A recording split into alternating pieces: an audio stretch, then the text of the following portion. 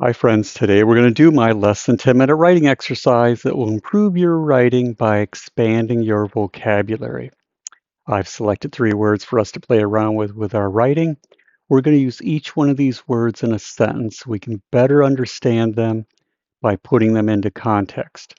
I will give you general definitions, but I've also included links below to Merriam-Webster's website where you can find the formal definitions and pronunciations, and I've also included my sample sentences below as well. All right, today's 3 words I've selected are marauder, indifference, and histrionic. Marauder, indifference, and histrionic. All right, let's get started with marauder. And marauder is a noun, a word that represents a person, place, or a thing. And it means one who roams, attacks, and raids to take by force. All right, let's see. Although the marauders were the bad guys in the film, she cheered for them. All right, so apparently this woman is watching a film and there are these marauders in it. Here is marauders. Um, And these marauders in this film are the bad guys. They are going around roaming, attacking, and raiding um, people or whatever by force. Doesn't sound like a good group of people, but she's cheering for them. They're these marauders in this film, these people that roam and attack and raid.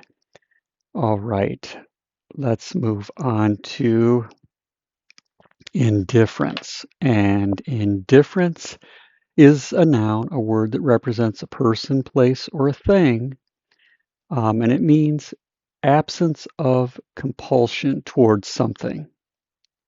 So let's see what we come up with for indifference. She was frustrated with her child's toward the meal she had hours cooking.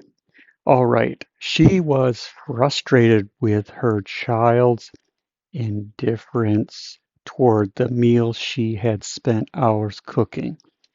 Now, if you're a parent and you've made your child something to eat and you put a lot of effort into it and they don't seem to care.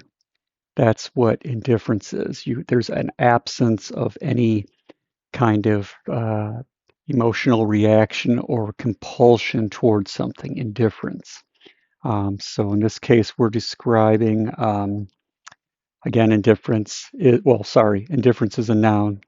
And this is the child's indifference toward this meal that the parents had prepared. They are not showing any interest toward what was prepared. Maybe there's something in that meal that they don't like, some vegetables or something. But anyway, indifference, not showing any kind of emotion or interest, any compulsion towards something. Okay, let's move on to histrionic. And histrionic is an adjective, a word that describes, and it means overly dramatic or emotional. Okay, her histrionic temper tantrums usually resulted in broken things around the house. Her histrionic temper tantrums usually resulted in broken things around the house. Okay, here is histrionic.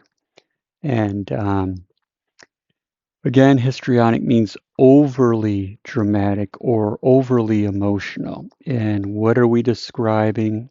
her tantrums.